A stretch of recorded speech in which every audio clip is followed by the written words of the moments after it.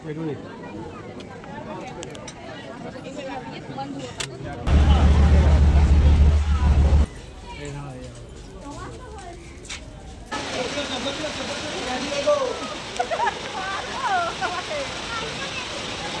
তোমাদের সাথে second part share করব। তোমরা ফার্স্ট পার্টটা অনেক ভালোবাসা দিয়েছো, তার জন্য সকলকে অসংখ্য অসংখ্য ধন্যবাদ। তো দেখো হাবি আমাদের নামিয়ে দিয়েছে, এখন আনতে গেছে সেই স্পেশাল গেস্টকে। তো বাবানকে বললাম সানগ্লাসটা পরে না, ও বললো না পরবো না। এই যে আমাদের স্পেশাল গেস্ট এসে গেছে, সেটা হচ্ছে আমার দিদুন।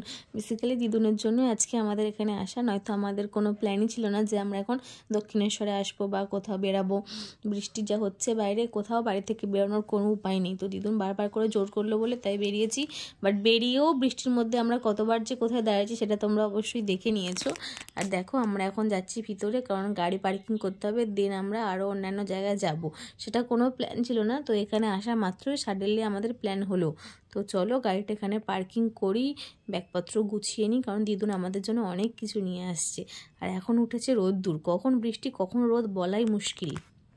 আমরা ওখান থেকে যাচ্ছি ফেরিঘাটের দিকে, কারণ বুঝতেই পারছো ফেরিঘাটে করে কোথায় যাব সেটা তোমাদের বলার থেকে মনে হলো দেখানোটাই বেশি ভালো হবে। তাহলে চলো দেখাই।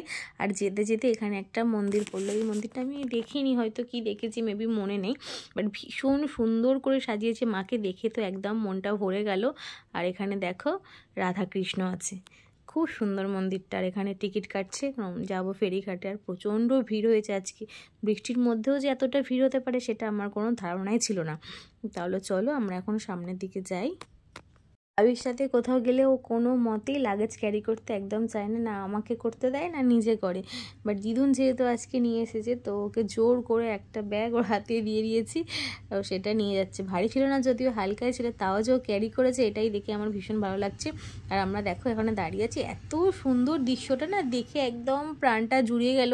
আর এত দারুণ হাওয়া দিচ্ছে, মানে কি বলবো, এত অপূর্ব দৃশ্য যা ভাষায় প্রকাশ করা যাবে না। ওই দেখ দূরে দেখা যাচ্ছে বোট আসছে, ওপরে ট্রেন যাচ্ছে। হ্যাঁ হ্যাঁ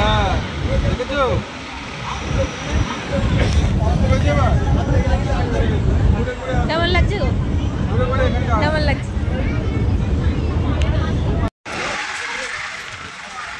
হ্যাঁ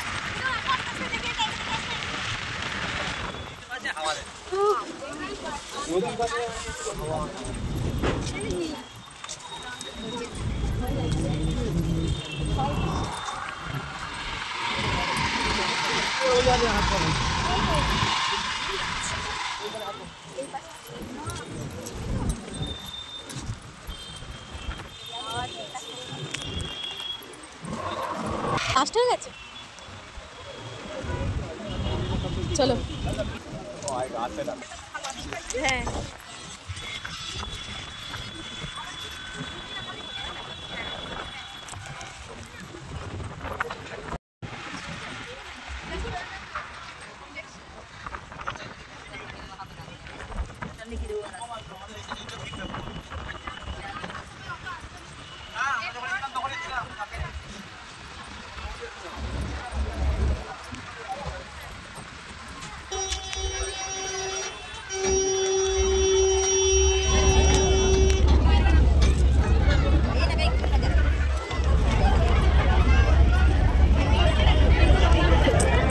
ওঠো, হাত ধরো, হাত ধরো।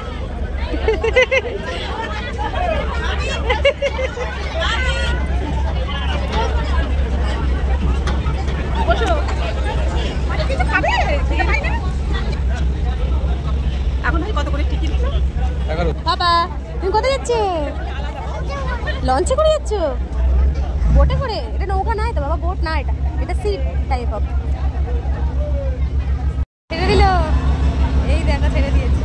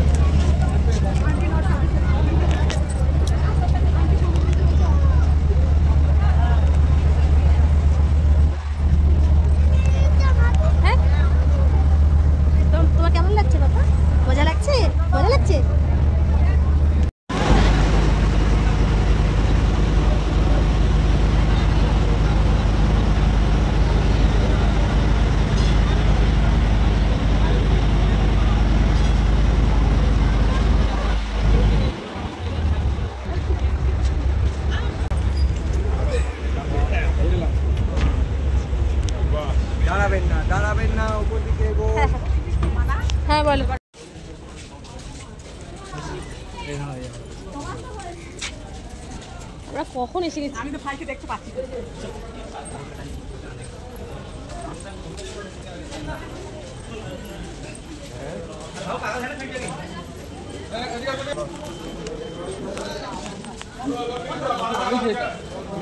এটা নতুন বানিয়েছে। হ্যাঁ এই দেখো, দেখেছো?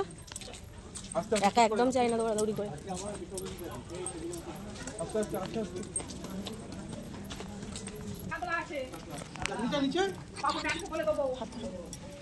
তুমি বাস করে যাবে, আমি যাবো, বলবো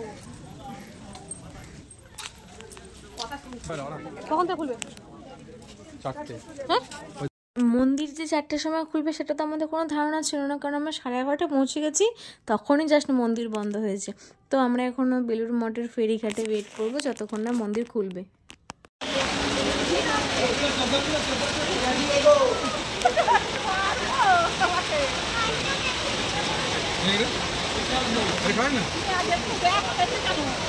ঘটি গরম খাও, আমি খাবো না।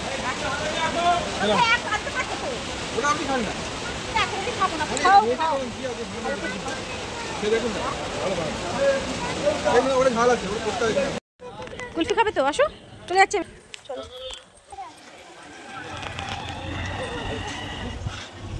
কি নেবে? কি আইসক্রিম নেবে? কুলফি নেই এখানে। ওটা খাবি? দৌড়াই না, আস্তে আস্তে চলো, পড়ে যাবে। আইসক্রিম খাওয়ার জন্য বায়না করছিল, এতক্ষণ বৃষ্টি পড়ছিল, আসতে পারিনি, এখন একটু কমতে। চলো চলো চলো, সামনের দিকে তাকিয়ে চলো না।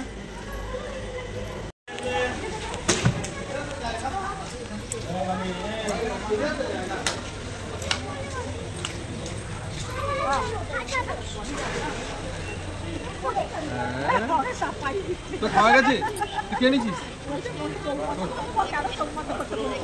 পাপাকে দাও, পাপা খুলে। 2 hours later.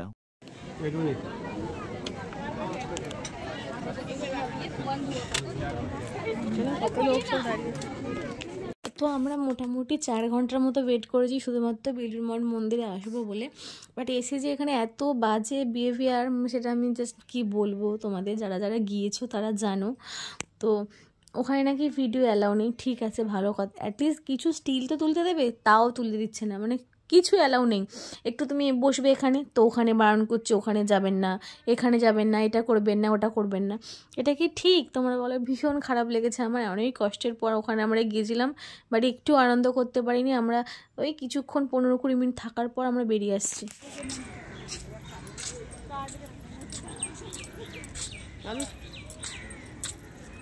এটা কোনো কথা?